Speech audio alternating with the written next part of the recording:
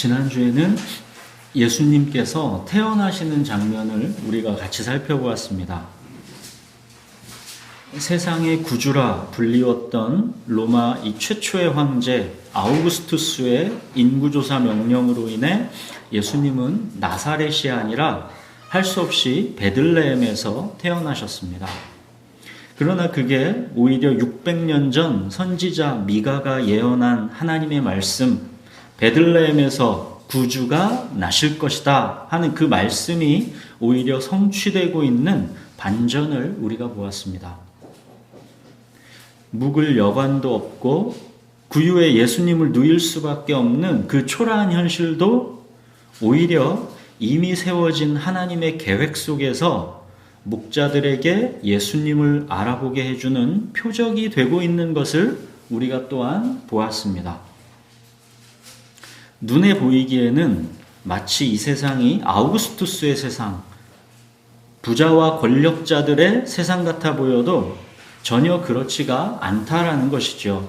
그냥 하나님과 무관하게 내 현실이 그저 우연히 초라하게 돌아가는 것 같아도 그게 아니라는 것입니다. 이 세상의 주권자, 통치자는 오직 하나님이십니다. 그 하나님께서 당신의 기뻐하는 자, 유도키아 하신 자의 현실을 주권적으로 섭리하십니다.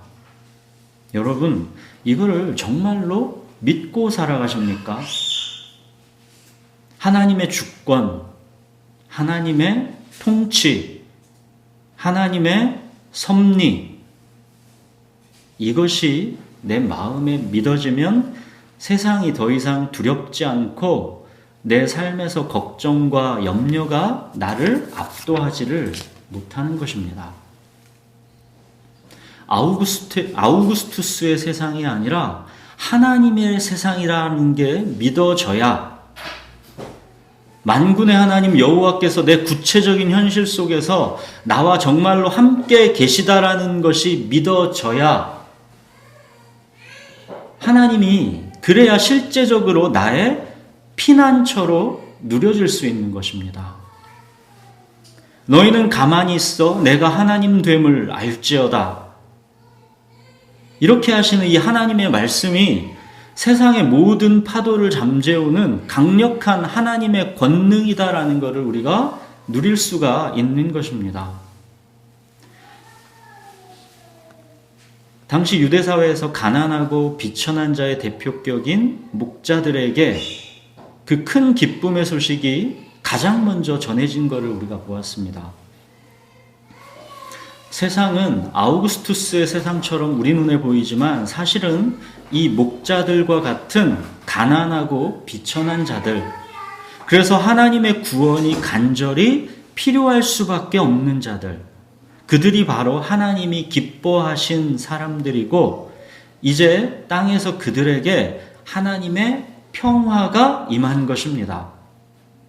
이제 세상이 두렵지 않은 것입니다. 평화가 임한 것입니다. 예수님이 나에게 찾아오셨다라는 것은 이런 것을 말하는 것입니다.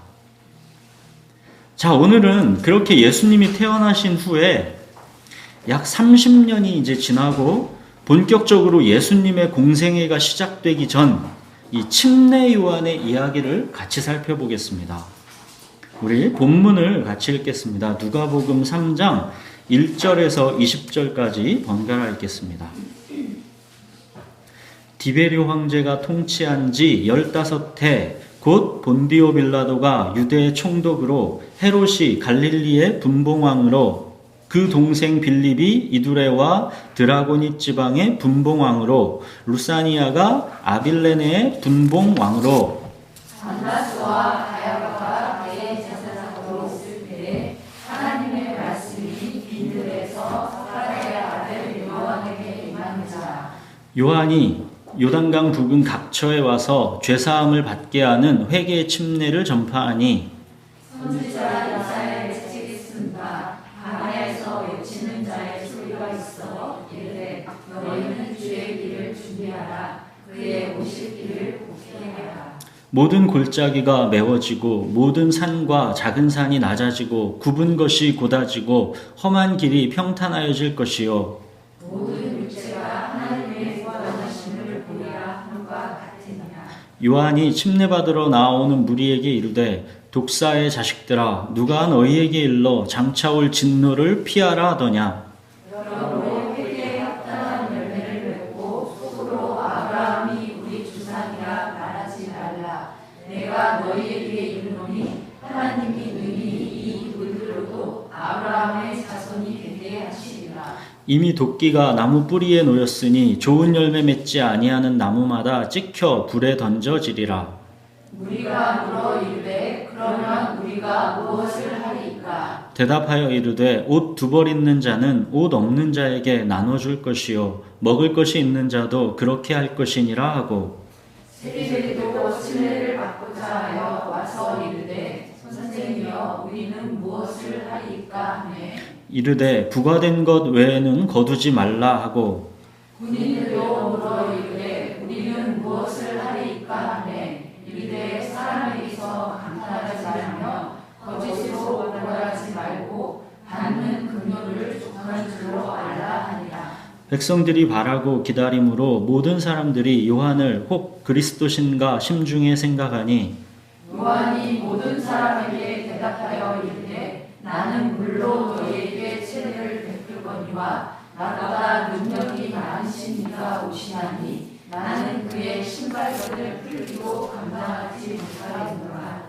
그는 성령과 불로 너희에게 세례를 베푸실 것이요 손에 키를 들고 자기의 타작마당을 정하게 하사 알곡은 모아 곡간에 들이고 쭉정이는 꺼지지 않는 불에 태우시리라. 또 그 밖에 여러 가지로 권하여 백성에게 좋은 소식을 전하였으나 분봉왕 헤롯은 그의 동생의 아내 헤로디아의 일과 또 자기가 행한 모든 악한 일로 말미암아 요한에게 책망을 받고 그 위에 한 가지 악을 더하여 요한을 옥에 가두니라. 예, 자 1절, 2절 이렇게 보시면 사람들의 이름이 잔뜩 나오죠. 이 아우구스투스 뒤에를 이어서 이 로마 제국의 2대 황제인 디베료 황제가 나오고 또 예수님을 십자가에 내어준 이 본디오 빌라도 총독도 나오고 헤롯과 빌립이라는 분봉왕도 나오고 또 안나스와 가야바라는 대제사장도 나옵니다. 왕궁에 있는 황제들과 분봉왕들의 이름, 성전에 있는 대제사장들의 이름입니다. 주목할 것은 이 대제사장도 세상의 권력자들과 그 이름을 나란히 하고 있다는 것입니다. 대제사장도 이 로마 권력과 결탁해서 자기들의 이익을 취하는 부패 권력에 불과하다는 것을 우리가 알 수 있습니다. 근데 중요한 거는 이 세상의 권력자들의 이름이 이러이러한데 그때 하나님의 말씀은 어디에 있는 누구에게 임했습니까? 하나님의 말씀은 황제와 왕들이 있는 왕궁도 아니고 대제사장이 있는 성전도 아니고 빈들, 즉 광야에 있는 침례 요한에게 임했습니다. 광야가 어떤 곳입니까? 메마른 땅, 빈들입니다. 세상으로부터 분리된 곳입니다. 세상의 소리와 단절된 곳입니다. 이 광야가 히브리어로 미드바르입니다. 미드바르. 뭐뭐로부터를 의미하는 전치사 미, 이 미와 또 하나님의 말씀을 의미하는 다바르, 이 두 개가 결합된 단어입니다. 미드바르. 그게 광야입니다. 구약의 선지자 엘리야도 광야에 가서 로뎀나무 아래서 세미한 소리로 임하신 그 하나님의 말씀을 들었었죠. 세상의 소리가 침묵하는 곳, 그 광야에서 하나님의 말씀이 세미한 소리로 임하는 것입니다. 그래서 광야라는 이 히브리어 원어가 미드바르, 하나님의 말씀이라는 그 뜻을 품고 있는 것입니다. 우리가 세상에 이 이런저런 상식과 충고와 걱정의 소리에 파묻혀 있으면 하나님의 세미한 음성이 들리지를 않습니다. 세상의 소리가 침묵하는 곳, 조용한 하나님의 임재 속으로 우리가 들어가야 거기에 하나님의 세미한 음성이 들리기를 시작하는 것입니다. 그래서 우리가 의도적으로 세상의 소리와 분리돼서 나오는 것, 그래서 새벽 경건의 시간을 따로 떼어내어 지키는 것, 이 광야의 시간은 너무도 그래서 중요한 것입니다. 광야는 미드바르입니다. 잊지 마십시오. 광야는 하나님의 말씀이 나오는 곳입니다. 바로 이 광야에서 하나님의 말씀이 침례 요한에게 임했습니다. 주의 길을 준비하라는 것이었죠. 그의 오실 길을 곧게 하라는 것이었죠. 그래서 침례 요한은 하나님의 말씀에 따라 죄사함을 받게 하는 회개의 침례를 전파하며 주님이 오실 길을 준비했던 것입니다. 침례 요한이 광야에서 외칩니다. 회개하라, 천국이 가까웠느니라. 우리의 구원자 주님께서 오신다. 주의 길을 준비하라. 너희의 삶을 완전히 고쳐라.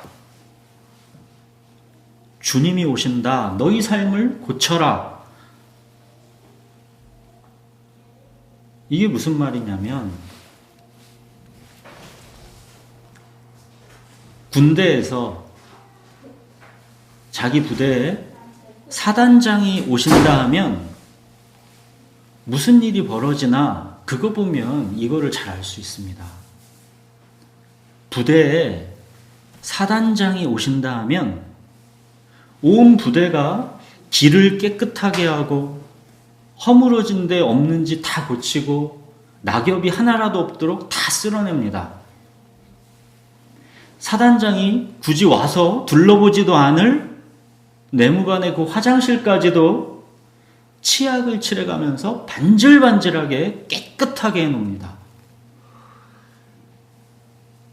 이것이 회개하라 천국이 가까웠느니라의 정확한 의미입니다.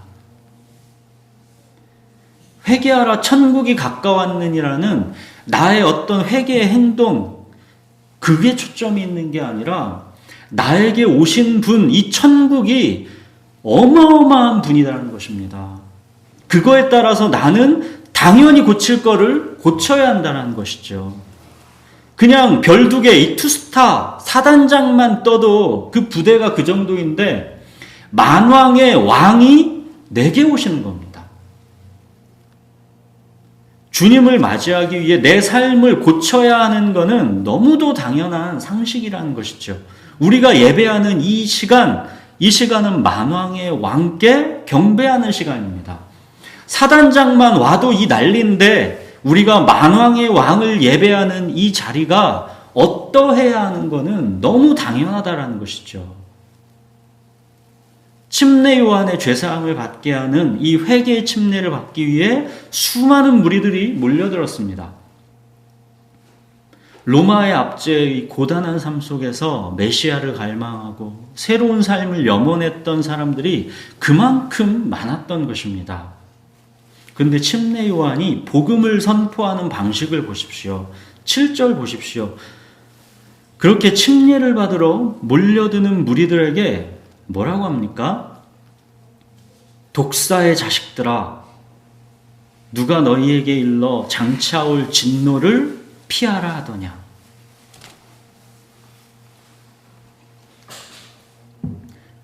잠시 건너떠서 18절 보시면 이 침례 요한이 뭐래요? 여러 가지로 권하여 백성에게 좋은 소식을 전하고 있는 중이다 그러죠. 좋은 소식, 복음을 전하고 있다는 뜻입니다. 근데 지금 침례 요한이 전하는 복음을 보십시오. 독사의 자식들아, 누가 너희에게 일러 장차 올 진노를 피하라 하더냐. 좋은 소식, 복음의 선포를 이렇게 시작하고 있는 것입니다. 이어서 8절도 보십시오. 그러므로 회개에 합당한 열매를 맺고 속으로 아브라함이 우리 조상이라 하지 말라. 내가 너희에게 이르노니 하나님이 능히 이 돌들로도 아브라함의 자손이 되게 하시리라.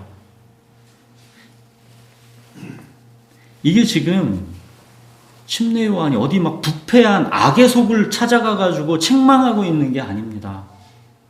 침례 받겠다라고 찾아오고 있는 무리들에게 꾸짖는 말입니다. 아브라함의 자손이니까 천국은 당연히 들어갈 것이다라고 그런 말도 안 되는 착각하지 말라는 것입니다. 너희가 그렇게 자부심을 갖는 아브라함의 자손? 그런 것쯤은 하나님은 이 돌들로도 다 만들어낼 수 있다라는 것입니다. 회개에 합당한 열매, 이것이 없이는 너희는 결코 진실한 아브라함의 자손으로 인정받을 수 없다는 것입니다. 9절 보십시오. 이미 도끼가 나무 뿌리에 놓였으니 좋은 열매 맺지 아니하는 나무마다 찍혀 불에 던져지리라. 아브라함의 육적인 자손인 것, 이런 게 아무 소용없다라는 것입니다. 합당한 열매가 있는 회개로 나아오지 않으면, 너희의 삶을 고치지 않으면 도끼로 찍어버려 불에 던져질 것이다 라는 것입니다. 침례 요한의 이런 준엄한 책망을 그 당시 사람들이 듣는다면 어땠겠습니까?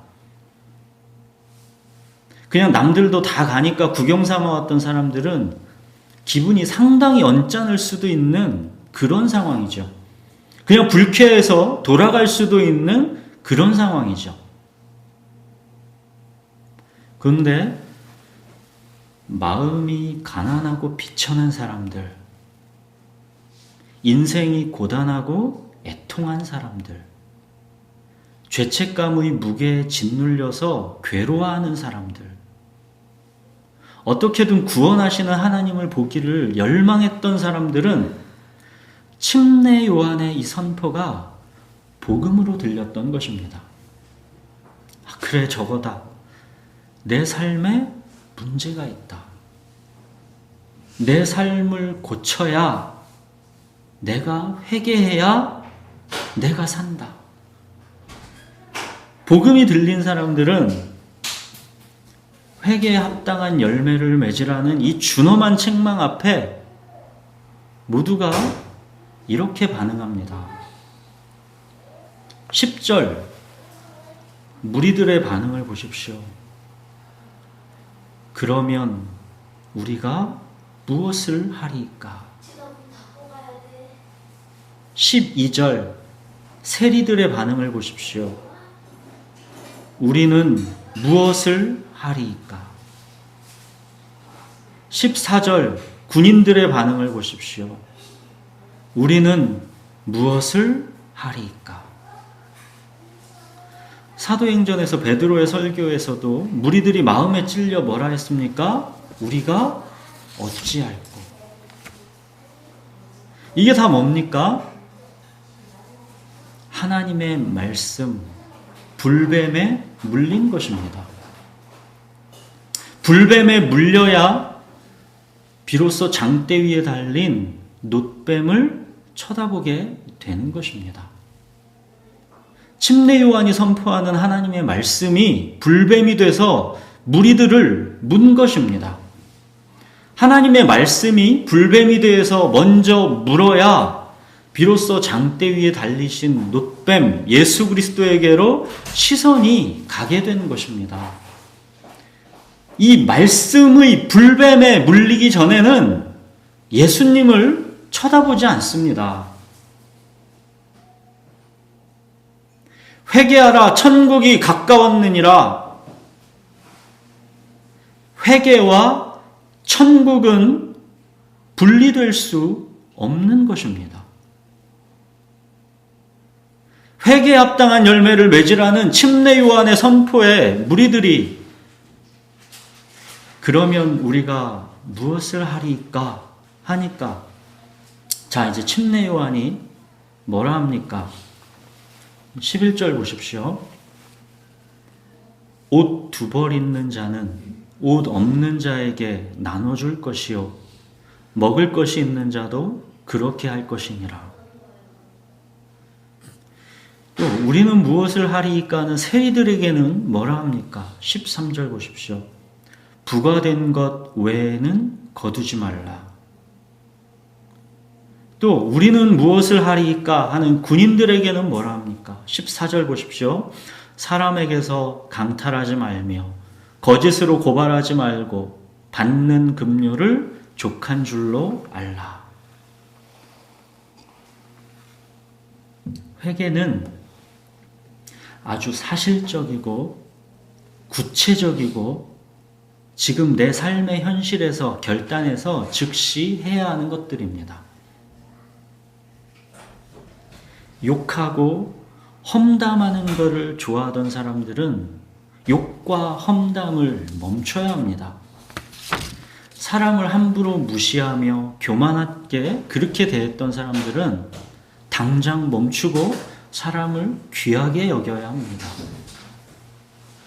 우리의 마음에, 우리의 삶의 모양에서 그게 무엇이든지 하나님께서 마음에 찔림을 주시는 것에 대해서 당장 고쳐야 합니다. 그게 무엇이 되었든 회개는 아주 사실적이고 구체적으로 내 현실에서 바로 결단되고 시행되어야 하는 것입니다. 세상 상식으로는 그럴 수 있죠. 다들 사실 그렇게 하는 것들입니다. 누가 그런다고 뭘 하지 않는 그런 것들입니다. 옷 두 벌 있는 자가 자기가 다 소유한다라고 누가 뭐라 하겠습니까? 세리가 부과된 것 외에 더 거두는 것은 세리들 사이에서는 상식이었죠. 군인들이 받는 급료에 강탈하고 거짓 고발해서 이익을 취하는 것, 이것도 군인들 사이에서는 늘 있는 일들이었습니다. 욕하고 험담하고 사람 무시하고 교만한 것, 사람들 이렇게 많이들 그러죠. 회개는 바로 이 지점에서의 돌아섬입니다. 세상 상식으로는 대부분이 다 그렇게 사는데 하나님 앞에서는 그게 상식이 안 되고 내 마음이 편치가 않고 찔리는 것입니다. 이게 결코 쉬운 일이 아니죠. 머리로는 쉬워 보여도 현실 속에서 결코 쉽지가 않습니다. 공무원들이 야근을 가라로 달아놓고 야근 수당 타먹는 거 남들 다 하는데 혼자서 안 하려고 이거 하면 그게 쉬울까요? 생각보다 쉽지가 않습니다. 옷 두 벌 있다고 풍족하다고 느끼는 사람이 누가 있습니까? 두 벌이면 두 벌인 대로 부족한 것이고 세 벌이면 세 벌인 대로 또 부족한 것입니다. 근데 한 벌도 없어서 추위에 떨고 있는 사람이 있으면 나누어 주라는 것입니다. 쉽지 않죠. 자기 감정에 휘둘려서 욕하고 무시하고 함부로 대하는 것, 이것도 사실 쉽지가 않죠.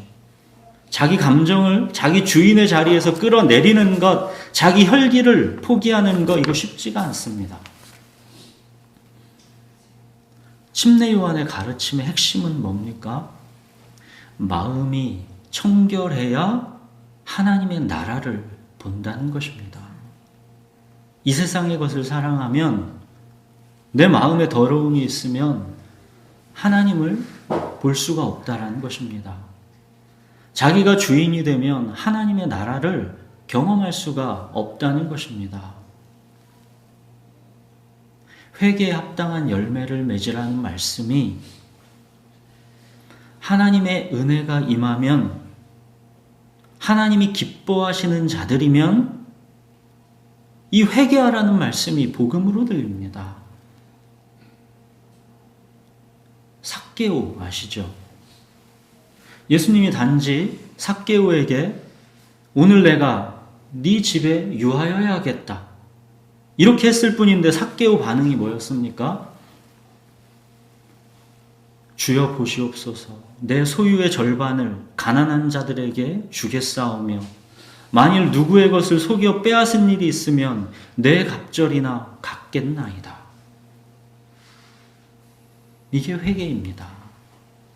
내 마음에 하나님의 빛이 들어오면, 하나님의 구원이 임하면 회개에 합당한 열매를 맺으라는 명령을 받지 않아도 그냥 그렇게 하고 싶어지는 것입니다.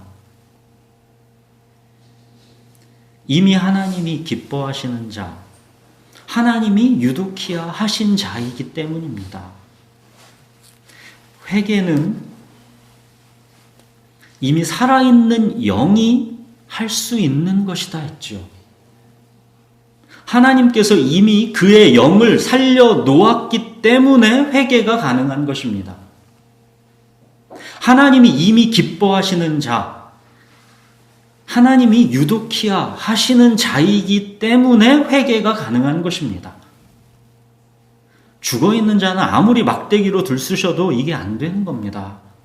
하나님께서 먼저 그의 영을 살려 놓으셔야 비로소 회개가 가능한 것입니다. 하나님의 영이 있는 자는 본능적으로 하나님을 보고 싶어 합니다. 그래서 마음을 청결하게 하고 싶어지는 것입니다. 마음이 청결해야 하나님을 볼 수 있기 때문에 본능적으로 그러면 내가 무엇을 하여야 할까 하면서 내 삶을 하나님을 향하여 고쳐가고 싶어지게 되는 것입니다. 이 무리들이 침례 요한의 죄사함을 얻게 하는 이 회개의 침례에 은혜를 많이 받았습니다. 그래서 무리들이 혹시 이 요한이 우리가 그토록 열망하던 그 메시아가 아닐까 하면서 속으로 생각하고 있었죠. 침례 요한이 이 분위기를 눈치채고 16절에 이러죠. 나는 물로 너희에게 침례를 베풀거니와 나보다 능력이 많으신 이가 오시나니 나는 그의 신발끈을 풀기도 감당하지 못하겠노라. 그는 성령과 불로 너희에게 침례를 베푸실 것이요.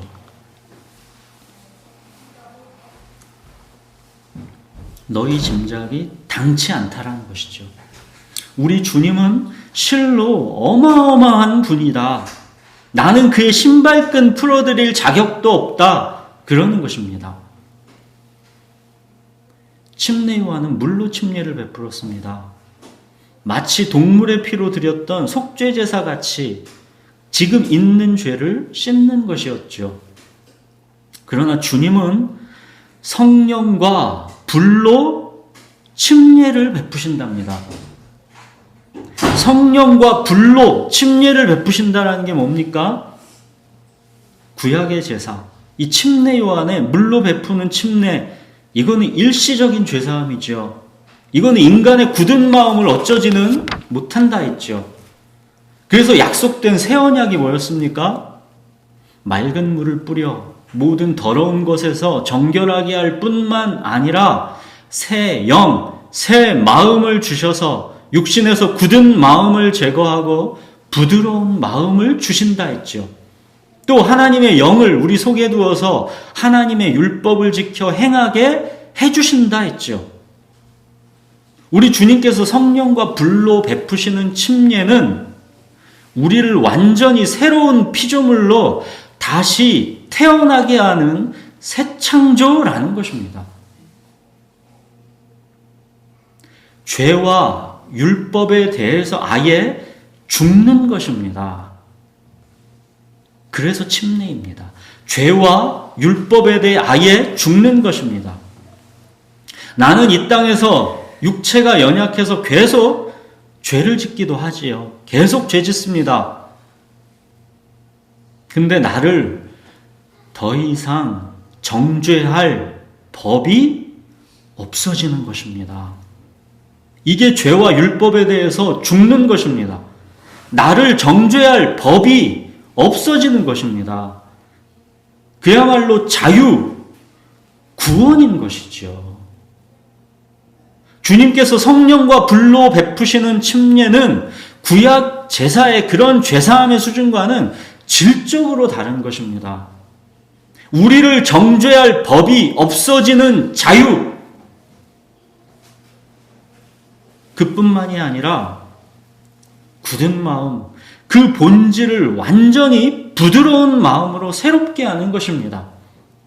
하나님의 영, 성령이 이제 그를 근원부터 새롭게 해서 하나님의 뜻대로 이제는 살 수 있게 해주는 것입니다. 예수를 죽은 자 가운데서 살리신 이의 영이 너희 안에 거하시면 그리스도 예수를 죽은 자 가운데서 살리신 이가 너희 안에 거하시는 그의 영으로 말미암아 너희 죽을 몸도 살리시리라. 육신에게 져서 육신대로 살지 않고 영으로서 몸의 행실을 죽일 수 있는 능력까지가 임한 것입니다. 주님께서 성령과 불로 침례를 베푸신다라는 것은 우리의 형질 자체가 완전히 새롭게 된다라는 것을 의미하는 것입니다. 그래서 거듭남입니다. 새로운 피조물이라는 것입니다. 침례 요한은 바로 이 어마어마한 일을 행하시는 예수님을 지금 준비하고 있는 것입니다. 침례 요한은 그런 예수님에 비하면 자기는 그의 신발끈 풀어드릴 자격도 없다라는 것이죠. 당연하지요. 예수님이 오셔서 할 일은 어마어마한 일이기 때문입니다. 근데 바로 그 놀라운 구세주 우리 주님께서 자 17절 보십시오.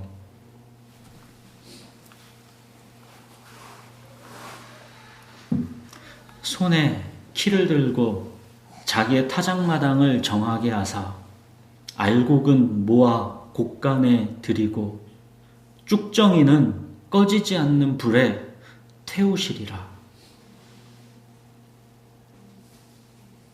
침례 요한이 이제 곧 오신다 증거하는 이 예수님은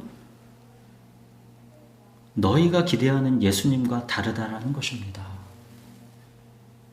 쭉정이는 꺼지지 않는 불에 태우시리라. 주님은 속지 않는다라는 것이죠. 이거는 자비와 긍휼이 한이 없으신 예수님께는 어울리지 않는 말 같지만 이게 진실이라는 것입니다. 쭉정이는 꺼지지 않는 불에 태우시리라. 사랑하는 여러분, 반쪽짜리 진리는 진리가 아닙니다. 복음은 둘 다를 이야기합니다. 반쪽만을 쳐다보면서 편안함과 안락함만을 내 욕망을 위해 채우면서 그것을 복음이라 하면 그거는 착각입니다. 삶을 철저히 고치는 회개의 열매가 없이 단지 아브라함이 우리 조상이라는 것 아무 쓸모없는 소리입니다. 불뱀 없는 놋뱀은 없습니다. 회개 없는 구원은 없습니다. 멸망 없이 영생만 있는 복음은 없습니다. 반쪽만 있으려면 뭐하러 하나님의 아들이신 예수님께서 십자가에서 그렇게 죽으셔야 했겠습니까? 멸망치 않고 영생을 얻게 하려 하셨기 때문에 우리를 대신해 죽으셔야 했던 거 아닙니까? 불뱀에 물려야 비로소 놋뱀을 쳐다보게 되는 것입니다. 이것이 온전한 복음입니다. 18절 보십시오. 침례 요한이 독사의 자식들아, 비록 이렇게 시작했지만 침례 요한은 지금 복음을 선포하고 있는 것입니다. 또 그 밖에 여러 가지로 권하여 백성에게 좋은 소식을 전하였으나, 좋은 소식, 유앙겔리온, 복음입니다. 지금 침례 요한이 좋은 소식 말하고 있는 것입니다.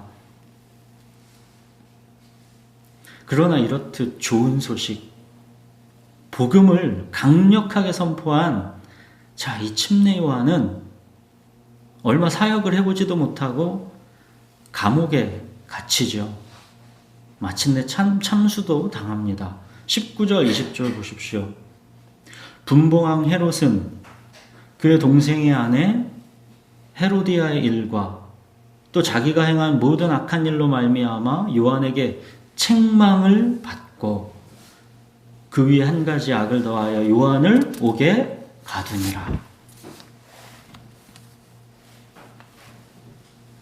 이 분봉왕 헤롯이 배다른 동생의 아내 헤로디아와 짜고서 불법적으로 결혼했습니다. 헤롯과 헤로디아가 각각의 이익을 취한 것입니다. 헤롯은 유대인의 왕이 되고자 하는 거대한 야망이 있었습니다. 근데 헤롯은 에돔 사람입니다. 에서의 후손입니다. 그래서 정통 유대 혈통을 가진 헤로디아가 필요했고, 헤로디아는 야망이 있던 여자라 권력도 있고 능력도 있는 헤롯, 이 헤롯에게로 간 것입니다. 자기 원래 남편은 능력도 없고 권력도 없었기 때문에 버리고 헤롯에게로 간 것입니다. 침례 요한은 헤롯과 헤로디아를 간음이라면서 책망했죠. 그들은 눈에 가시인 이 침례 요한을 감옥에다 가두고 결국 그들은 이 헤롯 생일 잔칫날 재미 삼아서 침례 요한을 참수해 버립니다. 침례 요한의 머리가 쟁반에 담겨서 이 생일 잔칫날 헤로디아 앞에 놓이게 되죠. 침례 요한은 그야말로 이름도 없이 빛도 없이 쓸쓸하게 젊은 날의 생을 마치게 됩니다. 예수님은 침례 요한의 이런 어처구니 없는 고난과 죽음에 아무런 관여를 하시지 않습니다. 전에 신문에서 침례 요한의 무거운 삶과 가벼운 죽음, 이런 기사를 본 적이 있습니다. 침례 요한의 무거운 삶과 가벼운 죽음. 어쩜 그렇게 침례 요한을 정확하게 표현했을까 싶었죠. 침례 요한은 출생 자체가 천사의 예언을 통한 기적이었죠. 그러나 침례 요한은 그렇게 기적적으로 태어났어도 하나님의 뜻 가운데서 하나님의 예언을 통해 태어났어도 그는 결혼을 해본 적도 없고 가정의 안락함을 누려본 적도 없습니다. 세상과는 분리된 이 광야에서 어렸을 적부터 계속 있었습니다. 아무런 소유도 없이 그저 주님만을 기다리면서 주 오실 길을 준비하는 일에 자기의 모든 삶을 다 드렸습니다. 그렇게 약 30년을 살다가 광야에서 이제 사역을 잠깐 이렇게 하고 헤롯과 헤로디아의 이 불륜을 책망했다가 그렇게 우습고 가벼운 죽음을 당한 것입니다. 이것이 천사의 예언에 의해 하나님의 뜻으로 노년의 부모에게서 기적적으로 태어난 침례 요한의 이 땅에서의 최후입니다. 침례 요한은 짧은 인생 회개하라 천국이 가까웠느니라 이것만 외치다가 그렇게 하나님께로 간 것입니다. 침례 요한의 사명은 예수님이 오실 길을 준비하는 것이었습니다. 그리고 실제 예수님이 이 땅에 오셨습니다. 그렇게 침례 요한은 이제 사명이 다 끝났기 때문에 하나님께서 이제 그만 부르신 것입니다. 하나님께로 돌아가는 길이 병으로 고통하다 죽든 아니면 건강하게 살다가 오래오래 살다가 자연사하든 아니면 침례 요한처럼 말도 안 되게 비참하게 죽든 우리 이 죽는 방법이 엄청 중요한 일 같죠. 근데 하나님께는 그 때와 방법이 하나도 중요하지가 않다는 것입니다. 어느 누구의 죽음이 이 침례 요한의 죽음만큼 조롱과 가벼움이겠습니까? 예수님은 이 침례 요한의 이런 비참하고 조롱 섞인 죽음에 아무런 관여도 하시지 않습니다. 사실은 예수님의 이 의도적인 무관심이야말로 예수님의 이 무관심이야말로 우리에게 깊은 소망과 위로인 것입니다. 이 삶이 끝이 아니라는 것이고 하나님 계신 천국은 이로 말로 할 수 없는 기쁨과 평화와 안식과 위로라는 것입니다. 예수님의 이 의도적인 무관심, 이 무관심은 이 땅은 너희의 본향이 아니다라는 예수님의 명확한 메시지입니다.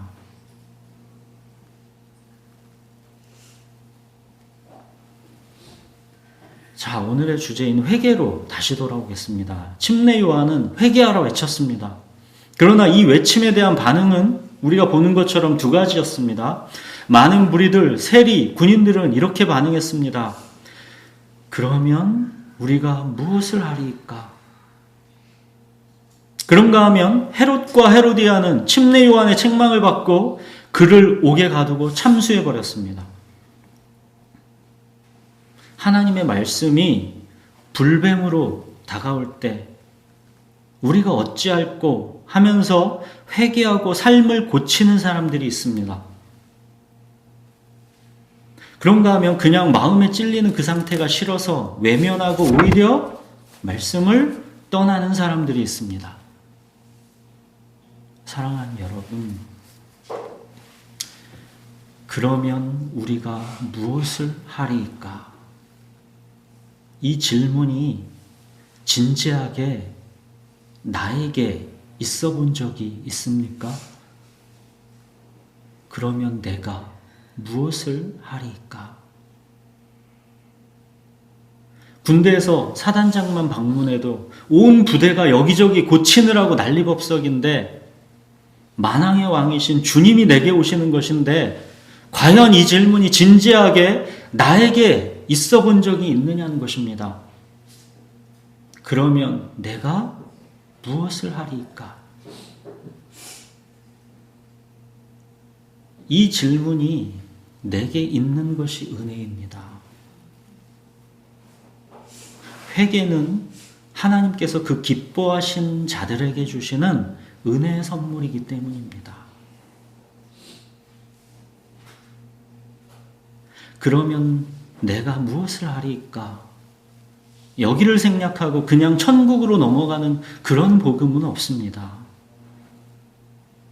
회개하라, 천국이 가까웠느니라. 회개에 합당한 열매를 맺으라 하시는 하나님의 말씀 앞에 그러면 내가 무엇을 하리이까? 이 낮고 가난한 마음으로 주님께 나아가십시오. 내가 하나님 앞에서 고쳐야 할 삶의 모습들을 정직하게 주님께 가지고 나오시고 그 삶을 고치십시오. 주님께서 우리의 삶을 고치라 하실 때 기꺼이 그 삶을 고치십시오. 이 세상의 것들을 집착해서 매이지 마십시오. 자기 감정과 고집이 자기 주인이 되어 살지 마십시오. 자기가 주인이 되어서 세상을 애착하고 자기 혈기와 욕망대로 살아가는 그 삶에서 돌아서십시오. 그러면 내가 무엇을 하리이까? 주님께 진지하게 물으시고 주님께서 들려주시는 음성에 순종하십시오. 이것은 율법에서 요구하는 뭔가를 내가 행해서 하나님께 인정을 받으라는 뜻이 아니라 가난한 마음, 상한 심령으로 주님께 나와서 이제는 자기를 고집하지 말고 성령을 의지하라는 말씀입니다. 여러분, 그러면 내가 무엇을 하리이까? 이 질문은 그 영이 살아있는 자가 하게 되는 질문입니다. 하나님이 이미 기뻐하신 자이기 때문에 그 안에 이미 성령이 계시기 때문에 이 질문을 하게 되는 것입니다. 만왕의 왕, 내 주님께서 내 안에 오시는데 근데 내 마음을 보니까 선한 것이 없는 것입니다. 그래서 나는 어찌할꼬 하는 것입니다.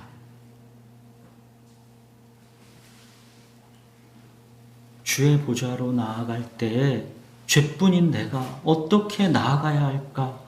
만왕의 왕이신 그 보좌에 죄뿐인 내가 어떻게 나아가야 할까? 그러면 내가 무엇을 하리까? 이거는 바로 이 탄식 어린 질문인 것이죠.